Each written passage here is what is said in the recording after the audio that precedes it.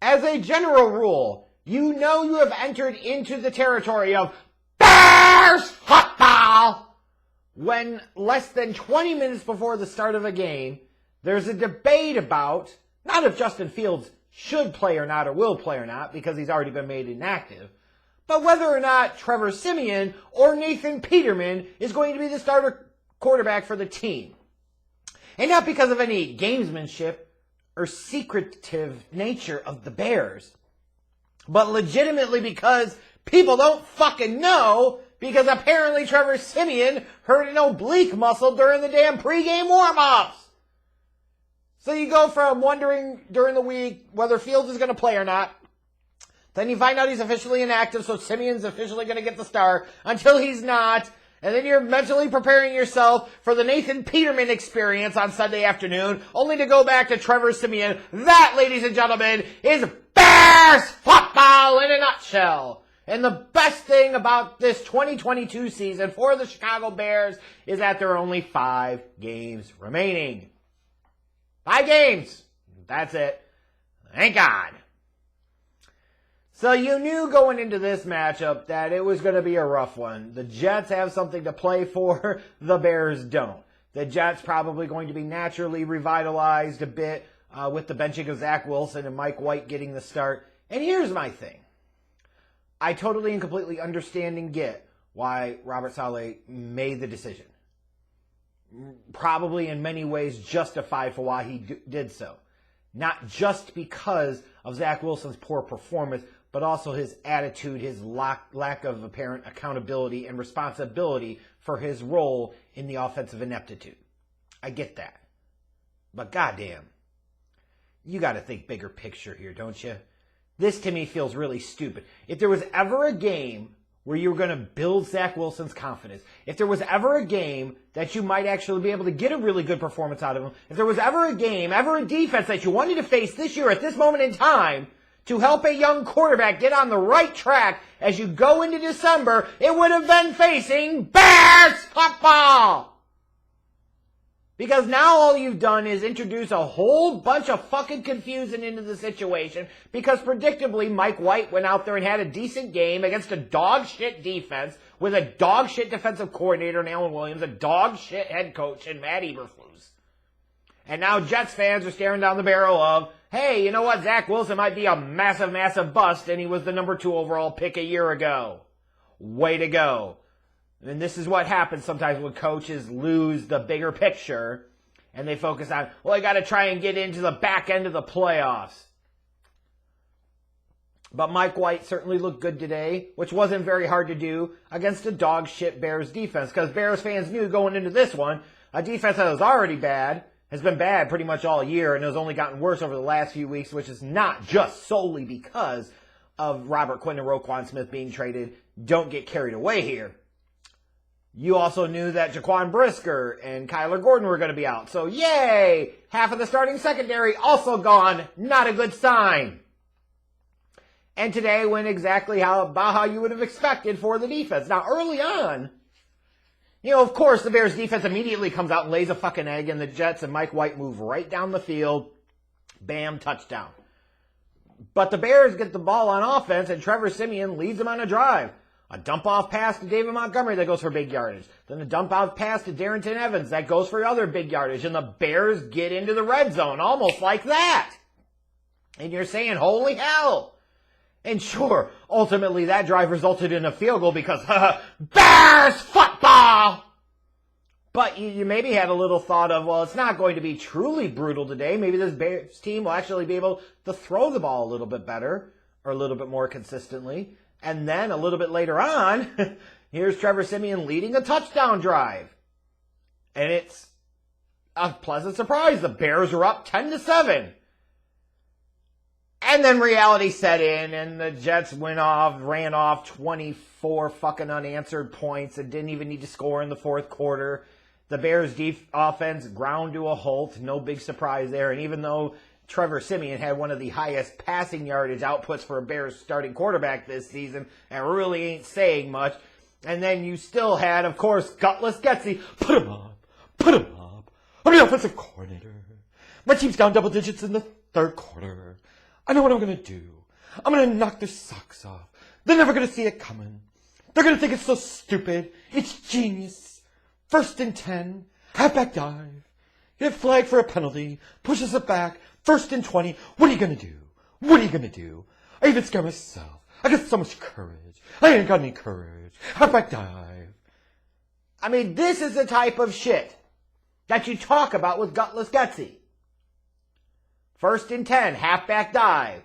2nd and 10, halfback dive. Or excuse me, 1st and 10, halfback dive. 1st and 20, halfback dive. When you demonstrated early on that you were actually able to attack the Jets secondary, you get the ball, what do? 1st and 10, halfback dive. 2nd and down, halfback dive. 3rd and short, quarterback sneak. It's a quarterback halfback dive. Punt the ball. Trust our defense. They gotta stop them at some point. The Jets are gonna kill themselves trying to score these points. Eventually they're gonna get fatigued. And they didn't! So the Jets beat the Bears comfortably, easily, 31-10. Offensively, probably about what Bears fans would have expected. You know, I was thinking before the game, well, what happens if Trevor Siemian goes out there and has a decent day throwing the ball? Well, we could put that to rest because after the kind of early nice start, this offense never adjusted. It went back to conservative chicken shit mode. And then you remembered, oh yeah, that's why Trevor Siemian's not an NFL starter anywhere. But as much as I look at the offense, I look at this defense and I sit there and I say, why the fuck are people so excited about Matt Eberflus? Why does anybody defend this guy? It's one thing to say, well, you expected the offense to stink. I get that. But the defense is not supposed to suck this hard. To which certainly the excuses are going to come. The injuries to Brisker and Gordon. The trading away of Roquan Smith and Robert Quinn. And to all of that, I say bullshit. Because you were facing a Jets team that scored 3 points offensively last week against the Patriots. A Patriots defense, by the way, a few weeks ago, if you recall correctly, the Bears offensive all goddamn team shredded their asses on Monday night. The Jets playing with their backup quarterback, missing their starting running back at Breece Hall, multiple starters on the offensive line like Becton and Vera Tucker. They are missing multiple starters, and you let them score 31 points with ease. They didn't even need to score in the fourth quarter. If the Bears offense would have been better today, all that would have represented was the Jets would have put up 45 or 52 points on your sorry asses. Like, talent matters, yes, but so does the scheme, so does the coaching. What the fuck is going on there in Chicago? And now it gets even better. Offensively, Darnell Mooney got rolled up, ankle injury. Let's hope that's not too serious. Eddie Jackson, who's had a bit of a resurgent season, on the one Garrett Wilson touchdown. He's sitting there. It's quite a weird shot, too, as Garrett Wilson's running right by him. There's Eddie Jackson clutching in top of his foot on the frickin' ground. But damn it. The problem here is you have a defensive-minded head coach.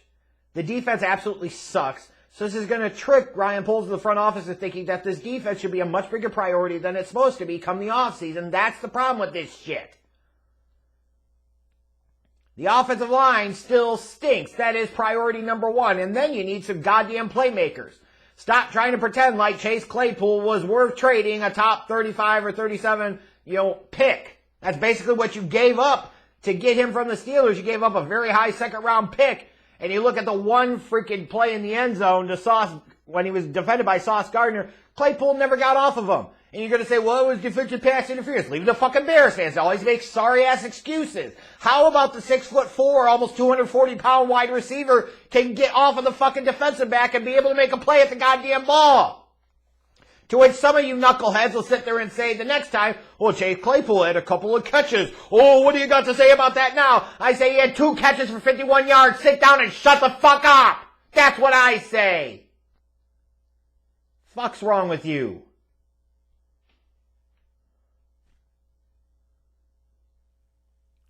They need playmakers too. There's nobody in this offense that scares you. Especially if Justin Fields isn't in there running the goddamn ball. And even that is a problem in and of itself. He's not scaring you throwing the ball. He's scaring you running the damn ball. There is not a single player on this Bears roster that you feel that you can't possibly replace or upgrade. Not a single one. And if you say Justin Fields is that one, then you're a fucking clown too. I said everyone, I meant every fucking buddy. For one reason or another. There is not a single truly elite player on this team. There just isn't. Yes, you would like to build around Justin Fields, and assuming that you do that, but that's the point, isn't it? You have to build around Justin Fields, and you don't do that by investing heavily in the defense. You can see this shit fucking coming too. So all that celebrating about, oh, now the Bears are in the second overall pick spot. So what, they can fucking take a defensive lineman? Oh, they might be able to trade down to get a bounty of picks. You sure they would want to do that? Staying put and taking a defensive lineman feels like Bears football to me. Anyways, 5 games left. You knew this one was going to suck today. It sucked about how you would have expected to. Frankly, I thought it was going to suck a little bit harder because I did not think the Bears were going to get in the end zone once we started getting the word that Nathan Peterman was going to get the start. They actually scored a touchdown. They had a couple of moments where they could actually move the ball a little bit. But the defensive effort was pathetic. The scheme, the system that they run absolutely sucks.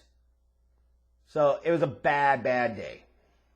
Now, I guess we get to look forward to trying to beat Green Bay next week, and hopefully Justin Fields gets one over on Aaron Rodgers, and we'll see what happens there. But yeah, for those of you that didn't watch this game today, I'm proud of you.